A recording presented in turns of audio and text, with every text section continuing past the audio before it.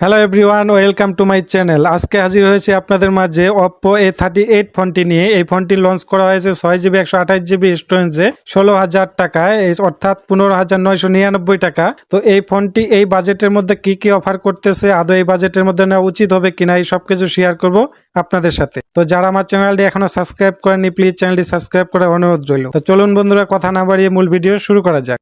এই ফোনটির ডিজাইনের কথা যদি বলি, এক কথায় অসাধারণ একটা ডিজাইন করা হয়েছে। একদমই সিম্পল একটা ডিজাইন, শুধুমাত্র ক্যামেরা কার্ডওয়ারটা ছাড়া, অর্থাৎ ক্যামেরা মডিউলটা ছাড়া। তা ক্যামেরা মডিউলটাও কিন্তু একদমই সিম্পল ব্যবহার করা হয়েছে, যেখানে আছে দুইটি ক্যামেরা। তো এই ফোনটির ডিজাইনটা এক কথায় অসাধারণ করা হয়েছে। সেই সাথে এটা কিন্তু একটা প্লাস্টিক বিল্ডের ফোন। ফোনটা প্লাস্টিক বিল্ডের হইলেও ফোনটা কিন্তু বেশ কমফোর্ট ফিল করবেন হাতে নিয়ে। এবং এই ফোনটাতে প্রয়োজনীয় পুশ এন্ড বাটন সবই পাচ্ছেন, সাথে পাচ্ছেন সাইড মাউন্ট ফিঙ্গারপ্রিন্ট, এবং যেটা ছিল মোটামুটি একুরেট এবং ফাস্ট।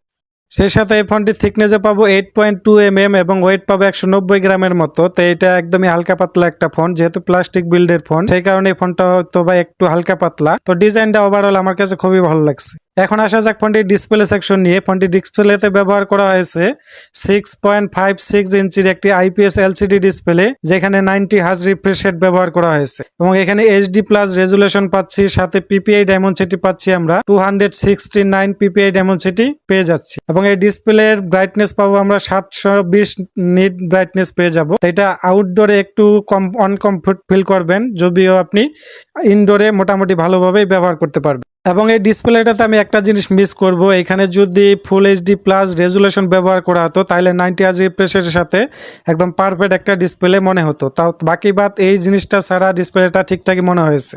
এখন কথা বলা যাক ফোনটির পারফরমেন্স সেকশন নিয়ে। এই ফোনটিতে পাচ্ছি আমরা সফটওয়্যারে Android 13, কালার OS 13.1, অর্থাৎ এখানে কিন্তু 1 বছরের মেজর আপডেট পাচ্ছি। তো এই জিনিসটা আমার খুব ভালো লাগছে, কারণ এই বাজেটের মধ্যে ফোনের মধ্যে কিন্তু আমরা কোনো ধরনের মেজর আপডেট পাই না।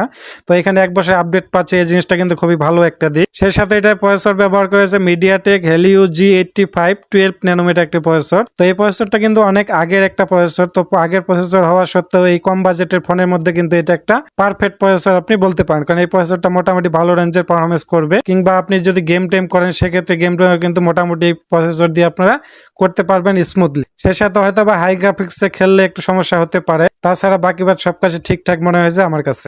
এই ফোনটি পাবো আমরা দুইটি ভেরিয়েন্টে, 4GB এবং 6GB র্যাম, সেই সাথে 128GB স্টোরেজ। তবে স্টোরেজ টাইপ হলো eMMC 5.1। এখানে যদি UFS ব্যবহার করা হতো, তাহলে আমার কাছে ঠিকঠাক মনে হতো। এই দিক দিয়ে আমার কাছে একটু কমতি মনে হয়েছে। আর সেই সাথে এটা ক্যামেরা নিয়ে যদি কথা বলি, এখানে ক্যামেরাতে ব্যবহার করা হয়েছে 50 মেগাপিক্সেলের মেন ক্যামেরা এবং 2 মেগাপিক্সেলের একটি অযথা ক্যামেরা, কারণ এটা একটা ডেপথ সেন্সর। 2 মেগাপিক্সেলের ডেপথ সেন্সর না দিয়ে এখানে যদি 2 মেগাপিক্সেলের একটা আল্ট্রা ওয়াইড ক্যামেরা ব্যবহার করা হতো, তাহলে আমার মনে হয় কাজে লাগতো। তাছাড়া মেন ক্যামেরা দিয়ে আপনার মোটামুটি ভালো মানের পারফরমেন্স পেয়ে যাবেন। এবং এটা দিয়ে ভিডিও রেকর্ড করা যাবে সর্বোচ্চ 1080p 30 fps এ। এবং সেলফি ক্যামেরা পাচ্ছি আমরা 5 মেগাপিক্সেলের। তবে সেলফি ক্যামেরা কিন্তু আরেকটু বেটার ব্যবহার করতে পারতো এইখানে। তো মেন ক্যামেরার কোয়ালিটি আপনারা মোটামুটি ভালোই পাবেন। এখন কথা বলা যাক ফোনটি ব্যাটারি সেকশন নিয়ে। ফোনটিতে 5000 mAh ব্যাটারির সাথে 33 ওয়াট একটি ফাস্ট চার্জার ব্যবহার করা হয়েছে। এবং এই চার্জারটা দিয়ে আপনি 40 থেকে 45 মিনিটের ভিতর ফুল চার্জ করতে পারবেন। 5000 mAh ব্যাটারি হওয়াতে কিন্তু অনায়াসেই একদিন আপনার চার্জিং ব্যাকআপ পেয়ে যাবেন। সেই সাথে ভারী ইউজ করলে হয়তো বা একটু কম যেতে পারে। তো তারপরে মোটামুটি আমি এই বাজেটের মধ্যে এটাকে খারাপ বলবো না। তো এই ফোনটি যা যা অফার করতেছে, এই 15 হইতে 16,000 টাকার মধ্যে, এটা আমার কাছে ঠিকঠাকই মনে হয়েছে। শুধুমাত্র আমার একটা জিনিসই কমতি মনে হয়েছে,